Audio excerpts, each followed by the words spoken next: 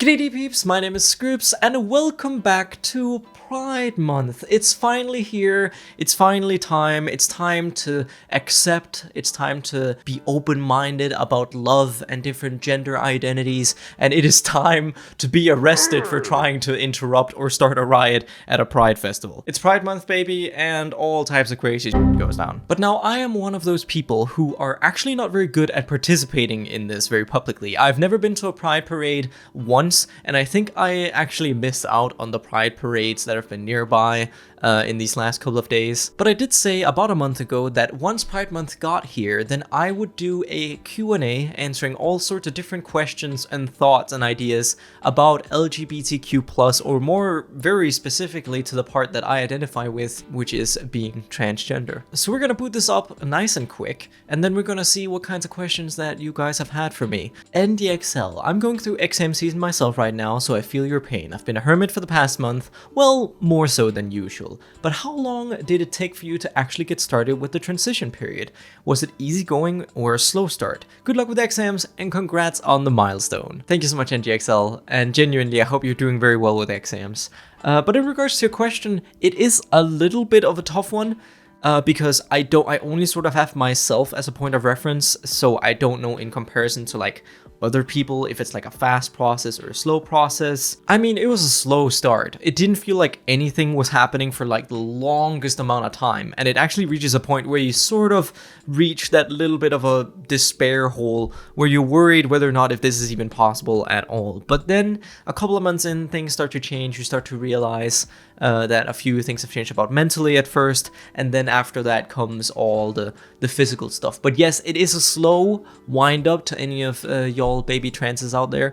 I need you guys to know it's a slow process when you get started on all those kinds of different hormones, but it's worth it. Just give it time. Isla the Cutie, I remember you had some health complications after starting HRT. Is everything all right now? Happy Skittles month. Yes, I think so. I'm going to another checkup here in a couple of days actually, so I'm curious if anything has changed, but it shouldn't have, because last time I checked in with them, I was fine. Now, in case you're out of the loop, basically I was a little bit unlucky, quite unlucky. Because to give you the full truth, I had some complications with my hormone therapy. My body was apparently very easily affected by the medicine, which means that I was actually overdosing on the medicine with the prescription that I had at the time. And my doctors were basically worried that because of the medicine, or the level of the medicine that I'd been taking, that I'd had developed a little bit of a brain tumor. But luckily, the doctors caught it in time. I got my prescription lowered, and there has been nothing on the CT scans of my brain ever since. But this just goes to show how important it is to be along with your doctor on this. Hormone therapy isn't anywhere near as dangerous as like parents and lots of different people, especially on like the right political spectrum, will tell you. But it is a significant change to your body, and it's something that your body has to get used to, and that you have to be covered by a doctor just in case you're that tiny percent that might end up with some complications in regards to your hormone therapy. That's why I'm saying do not DIY at all if you can possibly in any way avoid it. Please follow along with the doctor. Safety first, okay? Blacks1110, I got a cool question, and I'm pretty sure you already answered this maybe, but how did you find out you were trans? Not voluntarily, that's for sure. It is a very, very long story, and to say it easily, I didn't figure out I was trans. I was worried that I was trans for a long time, and I sort of was in that denial phase for a good couple of years. So when I was first suspicious that I was transgender versus when I actually figured it out, those are completely different points in my life. But yeah, I think I first started developing suspicions once someone close to me actually came out as transgender, and the whole being transgender thing became a very real thing to me. And then I remember running to the bathroom and throwing up because it was too much pressure from my brain at the time, and I was too scared and nervous, and yeah, it was a mess. Frog, I hope this isn't too personal, but how far are you in your transition? Do you plan on going any further? Yes. I've become a lot more comfortable with my body down the line since starting on hormone therapy, and I think it's been an absolutely amazing development, and I'm much happier than I used to be. That being said, I am probably gonna say yes to some medical options in the future, such as surgery or whatnot. Now, you can't get a bunch of feminizing surgeries such as facial surgery that a lot of people get in order to get more feminine facial features. I don't know if I'll get that, but I do think like the big surgery down the line might be something that I say yes to. Mocha, how do you feel about people on the aro-ace spectrum? Any advice about hormone blockers / replacement therapy? Are those two different questions? I'm assuming so, because otherwise those don't really combine. Since aro-ace is of course a sexual romantic identity, not as much a gender identity. But I actually think the idea of being aro-ace is really cool. One of my favorite creators on the platform, Jaden Animations, is aro-ace and actually put it really well, because she also thinks it's cool because you're not like driven by sexual urges and you're not driven by romantic urges, which while those can be like cool things, then they're also stuff that can definitely hold you up. So while I'm not myself neither aro or ace, then I do think you guys are really cool. But in regards to the other question, any advice on hormone blockers, replacement therapy, I can't really give proper advice, I feel, because I feel like a lot of my community is sort of spread throughout the world, and the way that you acquire or get or handle medicine, and even what kind of medicine that you get, it's very, very different, I assume, from country to country. But if I could give anything, then I would just direct back to the previous question where I said, please go along with a doctor if possible. Because while it isn't dangerous, then there are still changes in your body, and it's a good thing to have a doctor on the sideline just in case. Big Dude 65, how old were you when you transitioned, and how old are you now? I started medically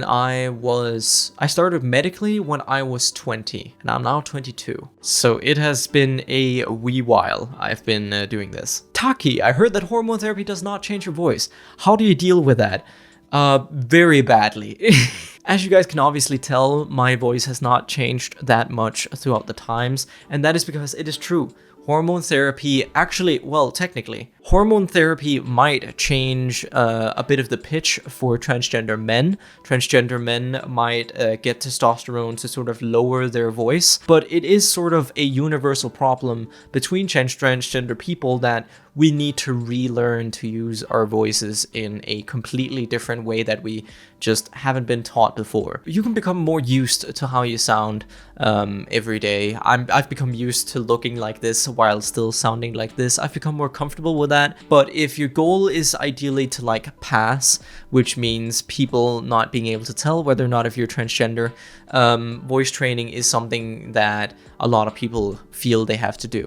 And I'm sort of like that in this aspect, and I'm trying to change it, but practice is just very hard. It's harder for some than others, but for me, it's been a little bit of a rough deal, especially also because I do YouTube every day, and it's hard to focus on changing my voice while also doing this at the same time. It's a little rough. Now, transgender women can actually get surgery in order to make the pitch of their voice higher, but this is still kind of, as far as I know, in the risky stage, and it's not something that always has the desired results. So that's something that I'm a bit hesitant to consider as an option, but I just wanted to let people know that it is an option that is being worked on out there. Lee Fitzgerald, what made you switch genders? Was it like an instinct, like every day something felt off to you? That's actually a very good question. And I think the best way that I can describe it is that if you're transgender but you don't know it, it's like life is worse.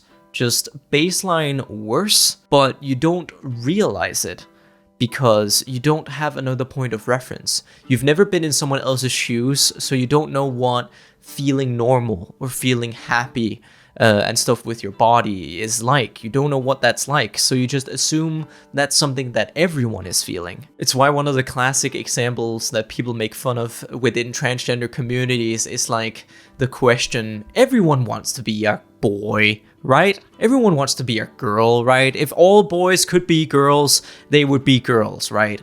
And then they figure out that their fellow peers actually don't think so. They actually don't mind being boys. And then they realize, uh-oh, what does that mean for me? Landman2323, has coming out as trans affected the growth of your channel at all? I have absolutely no idea, friend. I wish I had a point of reference where I wasn't trans and I could compare it between like that and this and then tell if there would be a difference, but I honestly don't know. I think maybe me being transgender might help me stand out from the crowd of gaming YouTubers out there just a wee bit more, but it also has a lot of negatives, such as people, or at least a lot of people, not really being accepting of transgender people like that. So whatever advantage that I do have is definitely in every way a double-edged sword. So has it affected the growth of my channel? Maybe not. I don't know. Nikachu official, how are the side effects of estrogen doing for you? Fucking me up big time.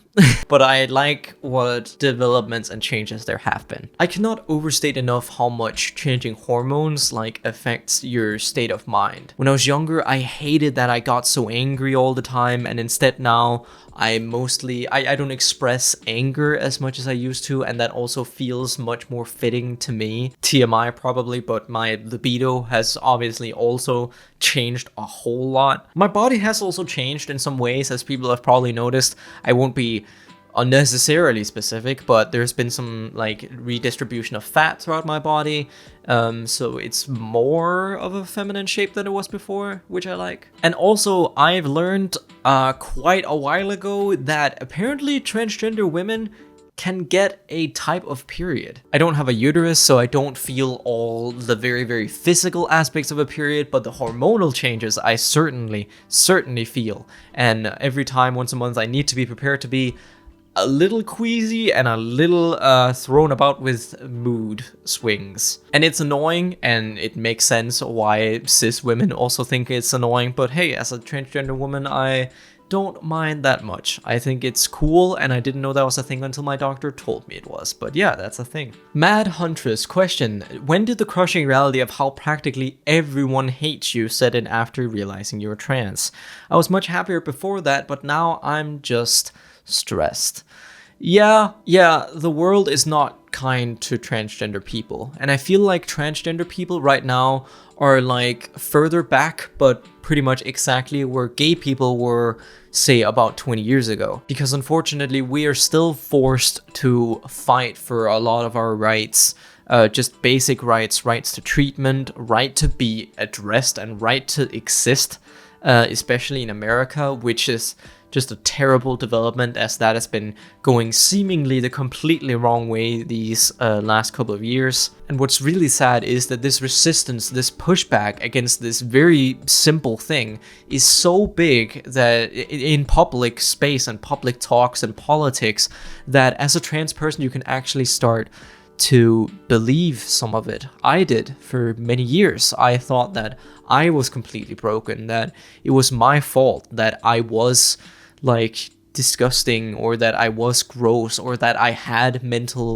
big mental issues, and that I was the problem. And this specific issue is actually one of the things that drives me to do YouTube more. It drives me to be more public and more outspoken about my own transgenderism, so that people out there know that there are others like them, that all those conservative alt-right YouTubers and trolls that they see on the internet every day are wrong in saying that you are gross or a terrible person for just wanting to be yourself. And whether or not if I'll make a big difference in that, I sure don't know, but I just hope to make at least a little bit of a change for the few people that are watching my channel, to sort of push them in the direction of accepting themselves, to be nice to themselves, instead of this self-loathing, self-hatred that so many other sects of society sort of want them to be pushed towards. And I don't know, that certainly gives me the purpose that I need to keep going. Giant Fall In, aka Tem. Thank you, Tem. I'm happy that you're still watching the channel. Good luck with your exams, y'all, and happy almost Pride Month. I feel like oftentimes when people talk about that stuff,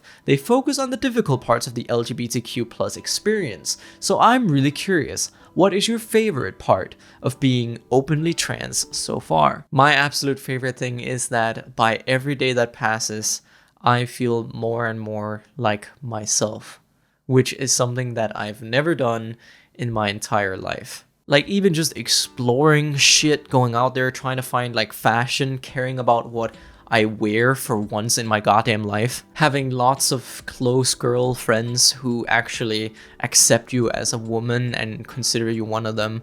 All those different kinds of experiences, all those euphoric, really wonderful moments make the whole thing so much worth it. The lows of my transition and the struggles that I've had to go through have been really, really tough, but the highs have also made me feel something for once that I've never had the pleasure of feeling in my life. So I am ever grateful that I actually did transition. And that's exactly the way it should be. Just less struggle, less resistance on the way, just that road up to increasing happiness. Thank you for your question, Tim. I love your positive outlook. I hope we keep talking. But anyways, peeps, that is all the time I got for this one. I'm sorry that I couldn't answer more questions. I'm sorry I couldn't answer all of your questions. There really were a bunch of them. There weren't as many incredibly personal ones as I was expecting, but that's also completely fine. I get to reveal less about my weird life to you guys, which I don't mind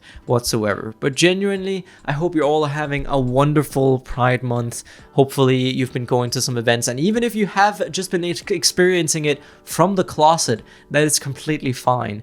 Happy Pride Month to you too. This also encompasses you. You're not any less inside the circle, and you're just as much allowed to consider this month a celebration to you as anyone else. But other than that, genuinely, thank you all so much for watching. Thank you all for being open-minded and caring and loving towards each other.